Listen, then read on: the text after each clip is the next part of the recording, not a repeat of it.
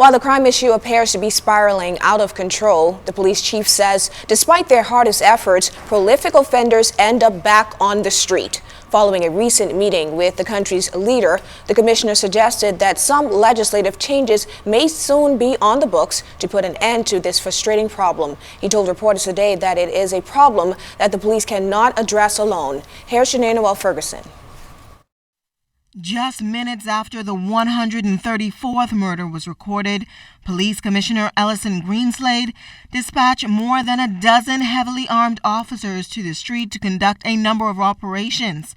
And while some suggest that this move might be reactive to the crime problem, the nation's top cop assured that it is a common practice, but a major hurdle in the crime fight, he says, continues to prevail.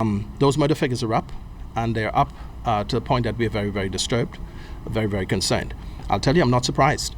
Despite our best intentions, I foreshadowed this many months ago when I gave you an interview and I said, if we do not change our trajectory, not the police department, but if we didn't change generally as a country, look at some policy issues, some legislative reforms issues, and some other initiatives, we were going to continue to have problems. A visibly upset police commissioner also addressed concerns over gang activity.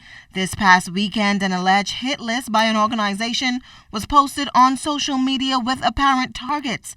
The commissioner said he won't give them any credence. The only gang that I know about in the Bahamas that deserves any recognition are the gangs that work for the Royal Bahamas Police Force, the Royal Bahamas Defense Force, Her Majesty's Prisons, the Customs Services. The law does not allow anyone else with any other description to do anything that looks like law enforcement in this country, to possess guns, to traffic dope, to cause mayhem and to hurt people.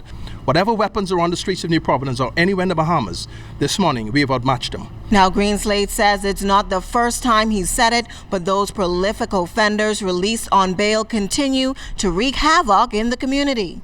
I cannot make a bad person who's committed murder, is intent on doing it again, I cannot make him or her change.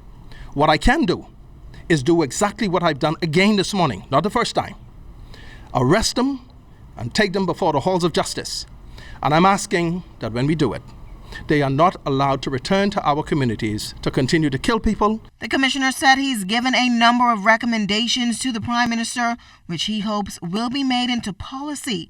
But he says the crime fight is not only a police problem. I'm asking the public to please give us your support. Stop cloaking men with guns, women with guns, men with drugs, women with drugs. People that are committing nefarious criminal acts in this country should find no shelter in our communities among decent citizens and residents of this country. Janae Noel Ferguson, ZNS Network News.